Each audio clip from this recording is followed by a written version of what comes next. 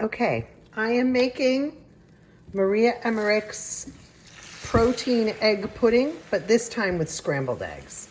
So all I did was, I am using a nonstick pan. I'm not a tremendous fan of nonstick because they're just made with whatever sketchy materials. But it is difficult to cook eggs in a cast iron skillet without a super hot pan or a lot of oil. And I really don't want to use all the fat in these. So this is actually 11 eggs because in the package, where'd the package go? Pete and Jerry's Organic. I happen to have only used one. And I'm like, I just want to get rid of these eggs. So I used 11 in the pudding, or in this recipe so far. So I'm just gonna finish cooking these and then I'm gonna just leave them on the counter to cool off. It is July, it's pretty hot. I just don't want them super hot when I put them in the blender. So go ahead, scramble your eggs. I'll be right here waiting for you when you get back. Okay, it's just a minute later. These are basically cooked. There might be a couple of little kind of wet areas where they're not exactly as scrambled as I would have, but again, it's going to cook in the pan. So I shut the heat off and now these, I'm just going to kick them off to the back of the stove, which is off the heat, and leave them sit for 15 or 20 minutes. I have some chicken to go get ready, so these can just sit here for a bit. Be back. Okay, I think we're ready to make the pudding. Those eggs have cooled off quite a bit. In fact, they're not even warm to touch this bowl. So that's 10 scrambled eggs. Actually, I used 11 because I had one extra. So it's 11 scrambled eggs there. This is Maria Emmerich's recipe. Maria says 1 14-ounce can of coconut milk. I happen to love Trader Joe's, so Trader Joe's it is. A lot of people say, oh, I made the recipe with coconut milk like you said, and it's all runny and gross. Because this is liquid. There's like no fat in this, almost no fat. 5 grams for 1 cup.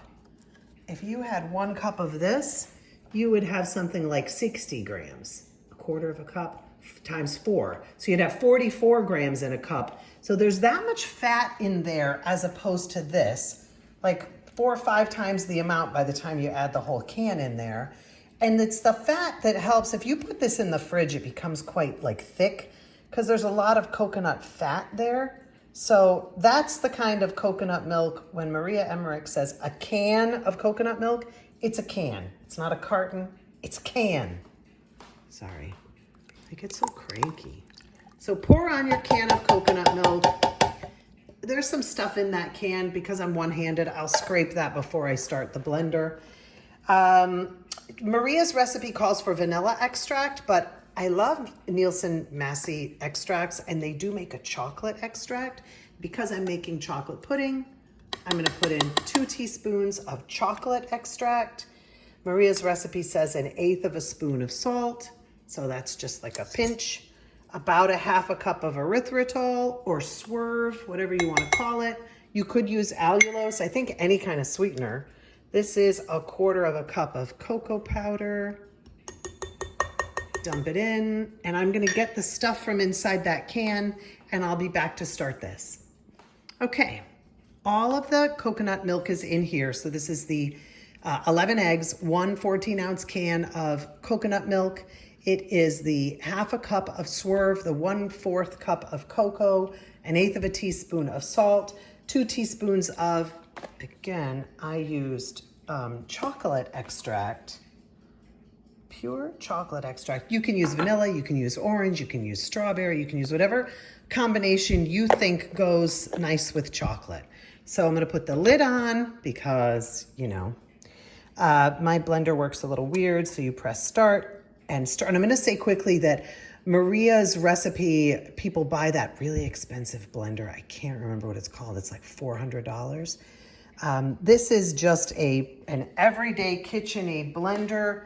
It works perfect. It makes the smoothest, nicest chocolate egg pudding, chocolate protein pudding. So I'm gonna hit stir first, let it go, turn it up, turn it up, turn it up,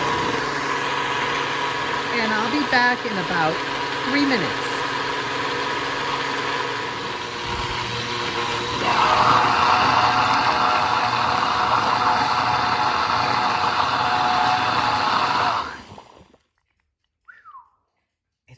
chocolate bubbly lava, isn't it?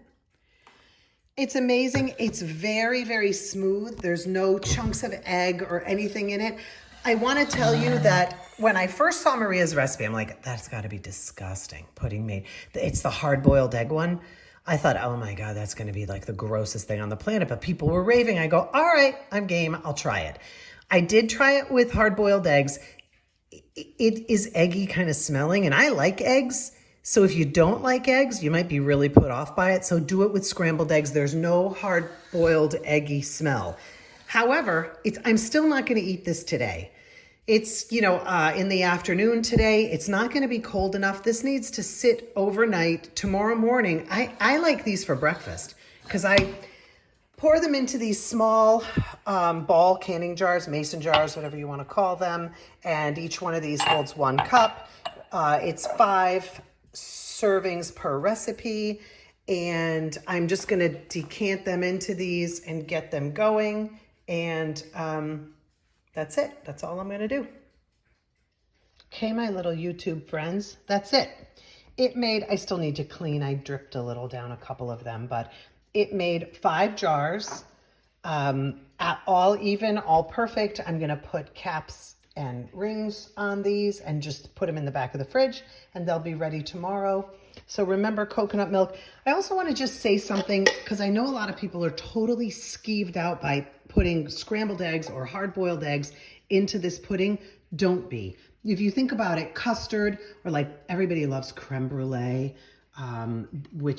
it's just a custard with like crunchy sugar on top. And the custard is just eggs and milk and vanilla and sweetener. So this has the vanilla and the sweetener, and basically it has the milk. It's just coconut milk. So it's really the same thing. It's just in your head. It's weird. And you think, oh, I couldn't eat that. That's disgusting. This is Maria Emmerich's recipe. She knows her business. She makes the most amazing foods. I just show you how I make them, and I switch them up a little bit with different extracts or different flavorings. But basically, it's her recipe. I'm not taking credit for anything that isn't hers. Buy her cookbooks. They are amazing. Follow her on Facebook, on Instagram, on every social media you can find, because she really does know her stuff when it comes to ketogenic recipes. So happy cooking. Okay, I can't remember exactly when I made the egg pudding, but I think it was like Friday. Sorry, I'm filming with my right hand, so I have to do everything with my left. So this is the pudding that I made the other day, and it is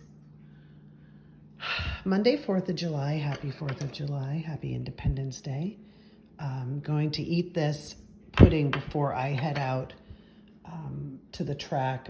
I'm doing a rucking challenge in the Healthy Rebellion, and I set my personal goal at 100 miles in the month of July. So let's try to get 100 miles, and the best way to do that is to be fueled by like actual food. So this is the pudding that I made, and I just wanted to show you, Lefty, the texture.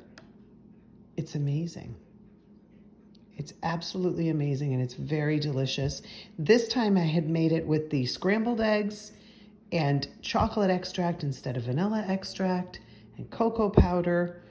And I think next time I will add to the whole, I'm not going to take a bite of this because then I won't be able to talk. I think I'll add to the whole mixture while it's in the blender.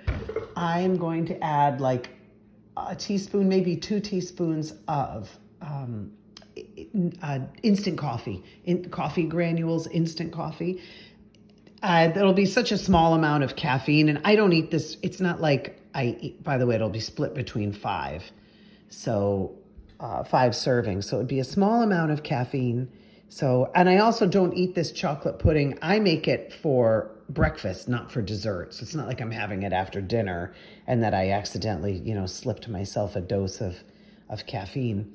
And the small amount of caffeine that 1 teaspoon or 2 teaspoons would make split between 5 servings of chocolate pudding would be kind of small and not, so worth counting. But you don't have to do that. I just find that chocolate and coffee go really well together, and somehow adding coffee makes the chocolate chocolatier. So I'm going to scarf this down and then hit like at least 5 miles this morning. It's beautiful. I'm not really sure. Alexa, what's the weather right now? Currently, in Andover it's 75 degrees Fahrenheit with clear skies and sun. Today, you can expect mostly sunny weather with a high of 84 degrees and a low of 62 degrees. Yeah. By the way, during this busy time of year, I can remind you to do something later so you don't forget. Just say, remind me.